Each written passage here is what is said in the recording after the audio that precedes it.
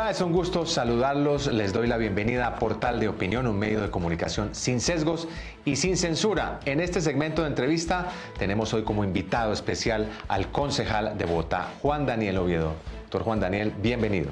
Edwin, un saludo muy especial, muy contento de estar compartiendo contigo aquí en el Portal de Opinión y espero que podamos tener una excelente e interesante conversación. Claro que sí. Bueno, antes de hablar del plan de desarrollo de Bogotá, de su balance, de la administración de Carlos Fernando Galán, de la inseguridad que tanto nos mortifica a diario, de los trancones, quiero tocar un tema porque es de mucho interés nacional, lamentablemente, una denuncia, un escándalo de corrupción que ya salpica a altos funcionarios del gobierno, a algunos congresistas, y aquí en Portal de Opinión hemos venido en primicia revelando detalles de lo que ha sido la declaración de Sneider Pinilla, quien fue subdirector de la Unidad Nacional de Gestión del Riesgo. Este escándalo se suma a otros, el de la posible financiación irregular de la campaña de 2022, el tema de Nicolás Petro, las denuncias que hizo Armando Benedetti, bueno, el tema de los pasaportes. ¿Usted cree, doctor Oviedo, que esa promesa de cambio con la que llegó el presidente Petro a la Casa de Nariño se borró, se va a poder cumplir en lo que resta de este mandato?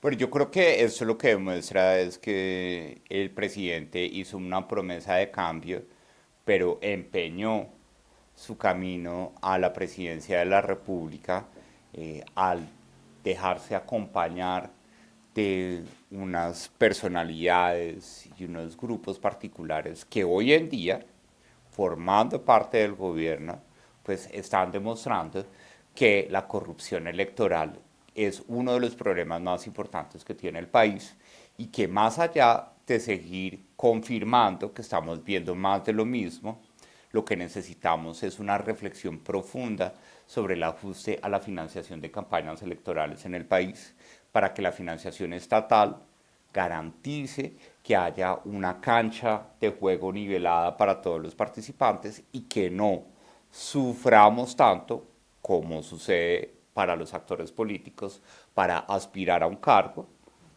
y no caigamos en la tentación de empeñar el camino para llegar al cargo no a satisfacer el interés público y el bien común, como debe ser, sino a pagar favores, que es lo que estamos viendo en este momento. Horas después de conocido este escándalo, el presidente anunció la creación de una mesa técnica para averiguar qué estaba pasando. Después se pidió la renuncia de dos altos funcionarios, una consejera presidencial, el secretario de Transparencia. ¿Esto es suficiente?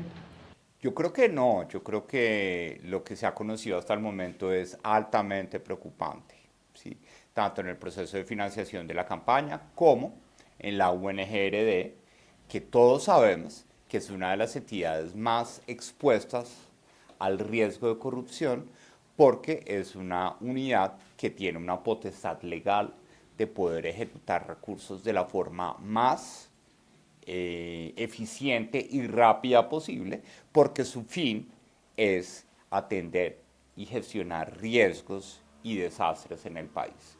Y por consiguiente, la gran preocupación es que un elemento fundamental, como fue el tema del agua para La Guajira, haya sido utilizado a través de sus mecanismos de contratación express como un mecanismo para desviar recursos, para financiar los intereses del gobierno y lograr la aprobación de las reformas en el Congreso y todas las historias que tristemente hemos conocido hasta este momento. Entonces, acá lo que vemos es que en un país que ha estado acostumbrado a ver los escándalos más grandes de corrupción en la salud, ahora lo vemos en la gestión de riesgos y desastres con una tristeza muy importante cuando miramos hacia adelante, y es que ya la UNGRD reconoce que no existen recursos suficientes para enfrentar el fenómeno de la niña en todo el país. Con la salida de dos altos funcionarios del gobierno, ¿ahí termina la responsabilidad política o quién debe asumir esa responsabilidad política? Bueno, yo creo que de eso se trata. Se trata de también que ese tipo de escenarios o escándalos de corrupción nos permitan medir el talante de nuestros gobernantes, que nos permita asumir cuál es la responsabilidad política del presidente Gustavo Petro en este incidente de corrupción tan nefasto para el país, en la medida en que desde que inició su gobierno, él convocó los mecanismos extraordinarios de contratación de la UNGRD para responder a las necesidades del fenómeno del niño en su momento y ahora con un interés particular del fenómeno de la niña, en donde todos estos elementos, junto con el marco de La Guajira, pues llevaron a que tuviéramos esta desviación de recursos que hoy nos tiene escandalizados a todos en el país. Ya para cerrar este segmento de este tema, se habla de, los testimonios hablan de 4.000 millones de pesos que habrían sido entregados para promover las reformas sociales del gobierno en el Congreso. Ya en el gobierno del expresidente Álvaro Uribe un episodio que se conoció como la GIDIS política. Estaríamos asistiendo como lamentablemente a un segundo capítulo de la GIDIS política. Tristemente lo que está demostrando esto es que la corrupción no tiene color político y que efectivamente la corrupción electoral, que es la que estamos viendo en este momento, porque el director de la ONG era una persona cercana al presidente de la República, cercana en su proceso de campaña, pues lo que muestra es que este exdirector pues se dedicó, fue a pagar los compromisos que seguramente se adquirieron para poder tener una campaña que llevó al presidente de la República al poder. Bueno, ya pasando a los temas de Bogotá, ahí veo el símbolo de Con Toda por Bogotá, obtuvo más de 600.000 votos. Su primera prueba en las urnas le fue muy bien, superando inclusive a Gustavo Bolívar, que se daba como seguro segundo lugar o primer lugar. Eso le permitió llegar al Consejo de Bogotá vía estatuto de la oposición. Anuncia usted independencia, oposición constructiva. ¿Cuál es el balance que hace hoy Juan Daniel Oviedo de la administración de Carlos Fernando Galán?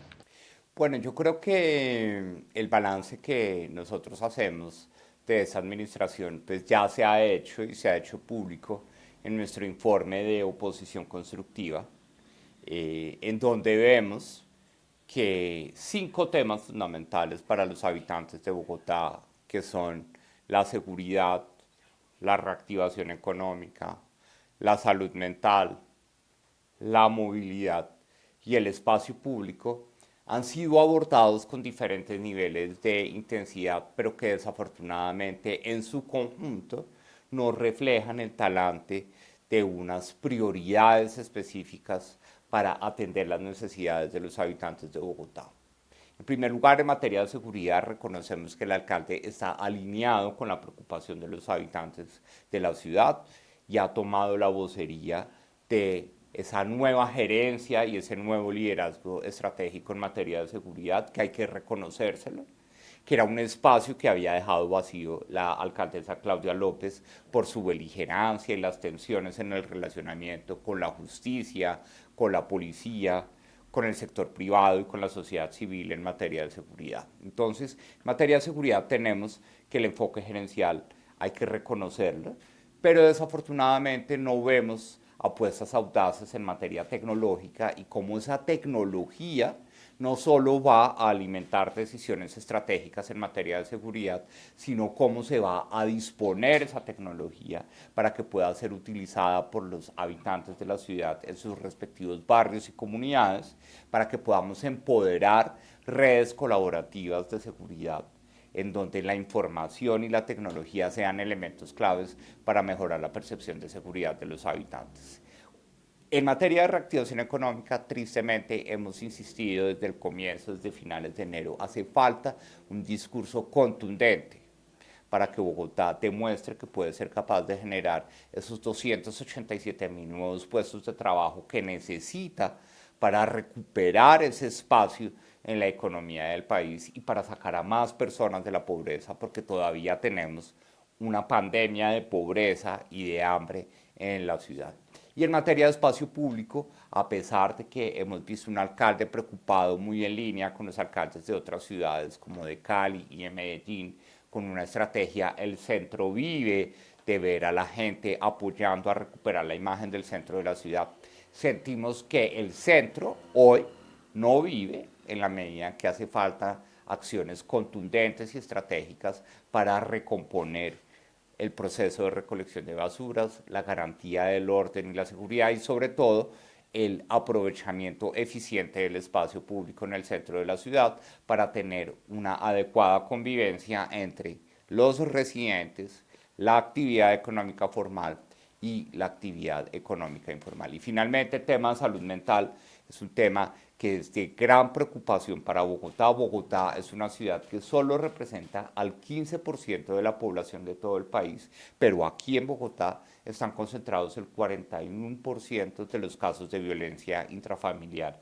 que se registran en todo el país. Entonces, esa incapacidad de resolver nuestras tensiones al interior del hogar, pues está generando una problemática de salud mental muy importante en la ciudad que todavía no se ha abordado con acciones concretas en la ciudad. Entonces, rescatamos el tema de seguridad con su enfoque gerencial, pero también ponemos una alerta sobre la ausencia de un discurso claro de cómo Bogotá va a tener una agenda de reactivación económica que genere empleo, que es el gran problema que tiene hoy el gobierno nacional.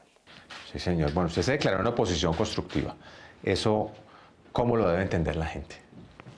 ¿Cómo lo ven? Lo debe entender la gente, los bogotanos, esa oposición Yo creo que la gente lo ha tomado muy bien, porque la oposición tiene un estereotipo o un prejuicio en Colombia, que es que toca hablar duro, toca atacar de forma personal, toca caer en rencillas politiqueras o en vanidades personales.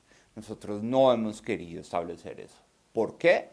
Porque nuestra oposición constructiva es coherente en el sentido que nosotros estamos ejerciendo la oposición constructiva como una responsabilidad que nos da el estatuto de oposición, pero tenemos que ser coherentes en el sentido en que los programas de gobierno de Carlos Fernando Galán y de Con Toda por Bogotá eran muy similares, ¿sí? Obviamente nosotros teníamos unas apuestas contundentes que son las que queremos que se puedan hacer realidad, no tanto por el ego de que fueran propuestas nuestras, sino que estamos convencidos que si Bogotá no es capaz de tener una agenda de reactivación económica concreta y tener un programa de generación de empleo que permita establecer esos 287.000 nuevos puestos de trabajo que tiene la ciudad, pues no le vamos a poder dar ejemplo al resto de ciudades en la recuperación del empleo y la reducción de la pobreza en la ciudad. Entonces, nuestra posición constructiva resalta lo bueno y pone alertas sobre lo ausente, como la agenda de reactivación económica, sobre lo demorado, como es el fortalecimiento tecnológico para el empoderamiento comunitario de seguridad, y tiene nuevas propuestas, como son las propuestas contundentes que nosotros estamos planteando de reformar la gobernanza del espacio público de la ciudad para que Bogotá demuestre que no solo es capaz, entre comillas, porque a veces lo hace mal, de hacer espacio público, de construir espacio público, sino que se muestra hacia futuro como una ciudad responsable a la hora de mantener ese espacio público limpio, bien iluminado, seguro y con una adecuada convivencia entre peatones, actividad económica formal y la informal que todavía tenemos en Bogotá. ¿Y Carlos Fernando Galán sí escucha? ¿Sí acepta críticas o todavía...? Nosotros hemos hecho una revisión exhaustiva desde el pasado 30 de abril, cuando el alcalde radicó la versión del plan de desarrollo, y tenemos la satisfacción de que nuestras reflexiones sobre tomar decisiones basadas en evidencia, sobre la redefinición de la gobernanza del espacio público, aunque no hay medidas concretas en materia del ajuste organizacional en materia de espacio público, están mencionadas. Vemos cómo se ha fortalecido el tema del ecosistema de oficios y habilidades que forma parte de nuestras recomendaciones para mejorar la capacidad de generar empleo para la población joven y para la población excluida en Bogotá, y vemos también una aproximación en materia de salud mental. Entonces creo que escucha parcialmente, porque tristemente desde finales de enero directamente le hemos dicho sobre la importancia de elevar el nivel de una agenda de reactivación económica concreta para Bogotá, pero desafortunadamente no ha querido tener un planteamiento explícito al respecto. Bueno, el concejal Daniel Briceño, colega suyo, ha denunciado que en este plan distrital de desarrollo de Bogotá Camina Segura habría dos impuestos disfrazados. Él habla de una sobretasa del 17% a los parqueaderos y de el aumento en el costo del alumbrado público cercano al 10% para algunos estratos y los sectores empresariales. ¿Usted cree que los bogotanos tienen bolsillo para pagar más tributos? Yo creo que ahí hay que hacer una reflexión muy importante y es, sí, Bogotá camina segura no puede ser una disculpa para que Bogotá sea tímida frente a su capacidad de innovar a la hora de identificar nuevas fuentes de recursos para financiar las apuestas sociales y productivas de la ciudad. Sentimos un plan de desarrollo tímido en materia de la identificación de nuevas fuentes de ingresos, Sí. en donde Bogotá está acudiendo a mecanismos legales que ya están creados. Por consiguiente, la afirmación, si Daniel Briceño dijo que eran disfrazados, no son disfrazados, están creados por ley. Ah, ok. ¿Sí? La sobretasa bomberil está creada en el marco de la ley de fortalecimiento de bomberos y de gestión de riesgos y desastres en la ciudad. Está aplicada en decenas de ciudades y de municipios, un recurso que consideramos importante para fortalecer la infraestructura de bomberos de Bogotá y su articulación con la región metropolitana.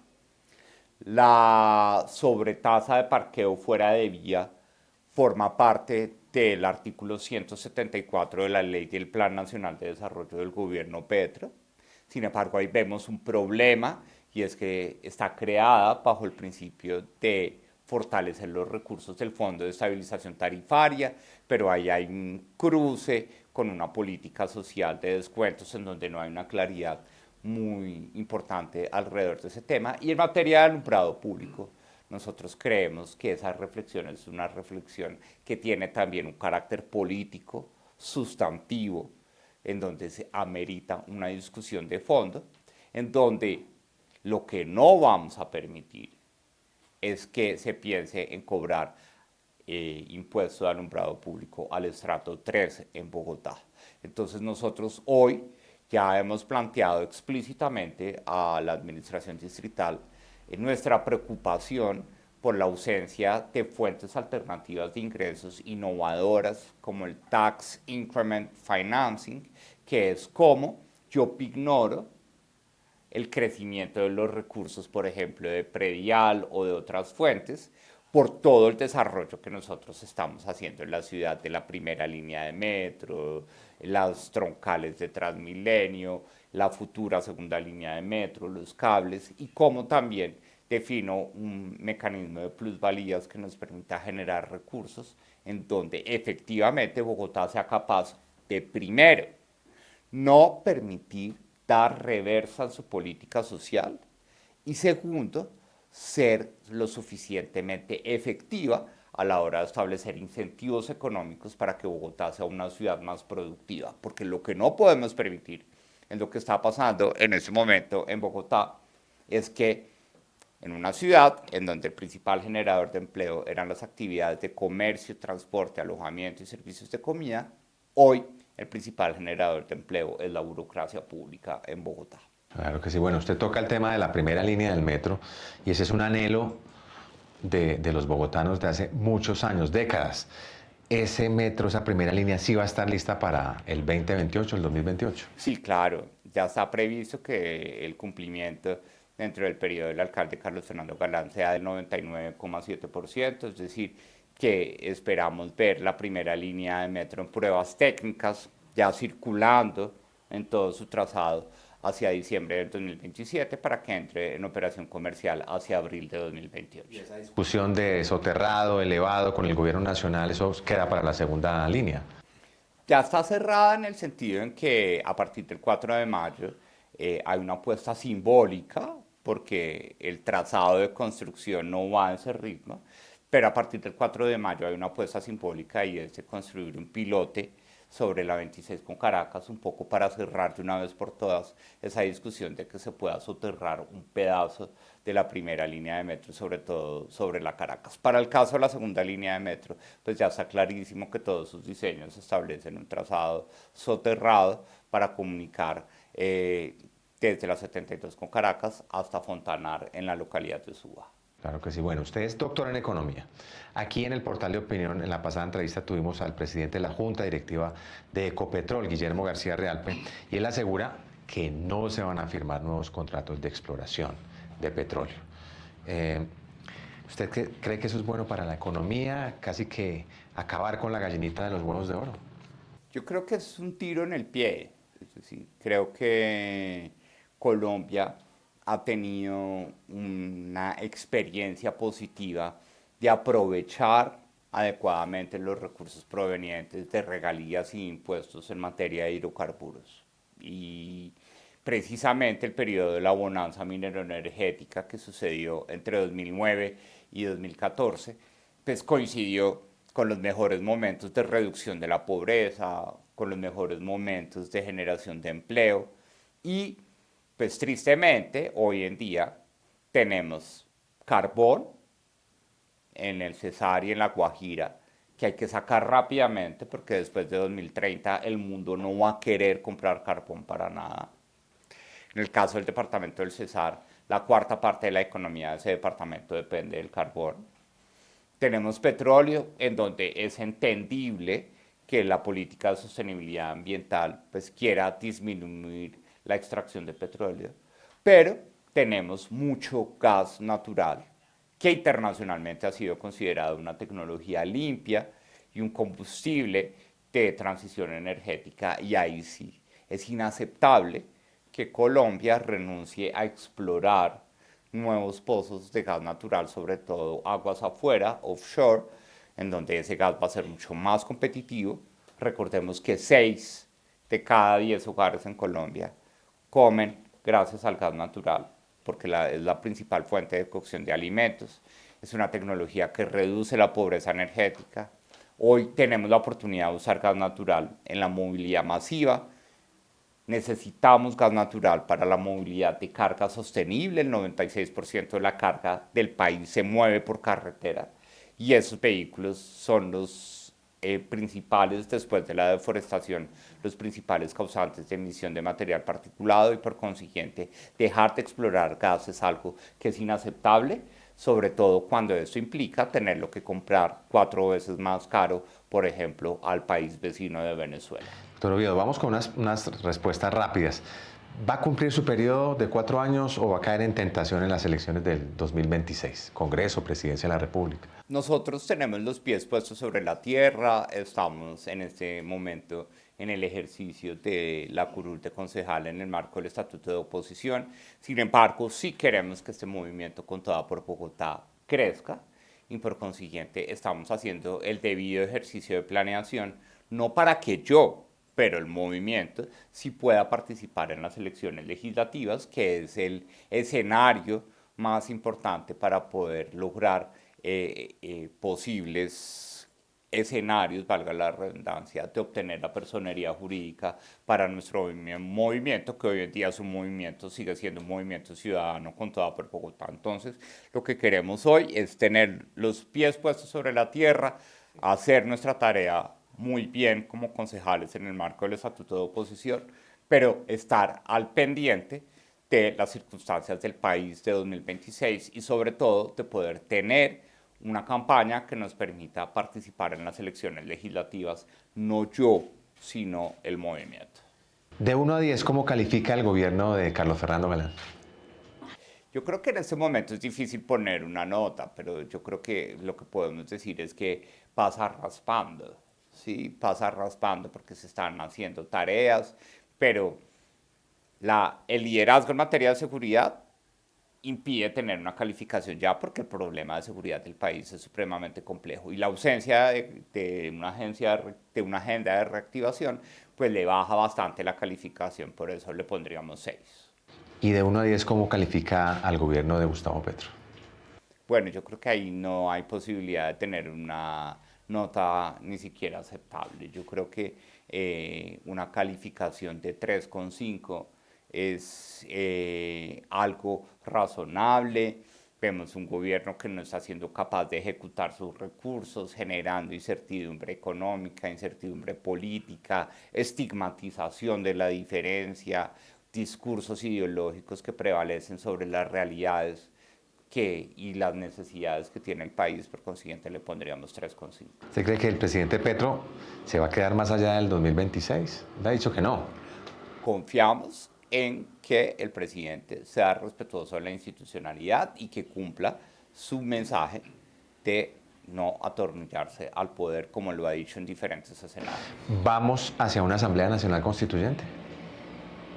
Yo lo dudo. Yo creo que a los tiempos que establece la institucionalidad del país para lograr ese tipo de escenarios de asamblea constituyente, pues el presidente lleva más de 45 días hablando del poder constituyente, pero no ha dicho claramente cómo va a hacer realidad esa idea, que es el talante de un gobierno de discurso, de ideas, de sueños, pero no de proyectos implementables con cronogramas y con acciones específicas, que es a lo que ha estado acostumbrado el país desde la expedición de la Constitución del 91. Bueno, aquí dentro de las preguntas que sondeamos con nuestros internautas, dice, oye, pregúntele si sigue viviendo en Bosa. Hasta mayo 14, el contrato va hasta mayo 14. ¿Y qué tal vivir en Súper Bosa? interesante, incluso estamos pensando al interés del movimiento cómo poder tener esa misma experiencia en la localidad de Suba, en La Gaitana. O sea, vamos de Bosa a Suba. Es un proyecto, esperemos que las finanzas y el tiempo lo permitan y que lo podamos hacer realidad. Bueno, es Juan Daniel Oviedo, concejal de Bogotá. Muchas gracias por acompañarnos aquí en el portal de opinión, un medio de comunicación sin sesgo y sin censura. Muchas gracias por esta entrevista. No, muchas gracias Edwin y a todo el equipo del portal de opinión por este excelente espacio y espero que todas las personas que nos ven y nos escuchan aprovechen esta conversación para pensar responsablemente el futuro del país. Muchas gracias.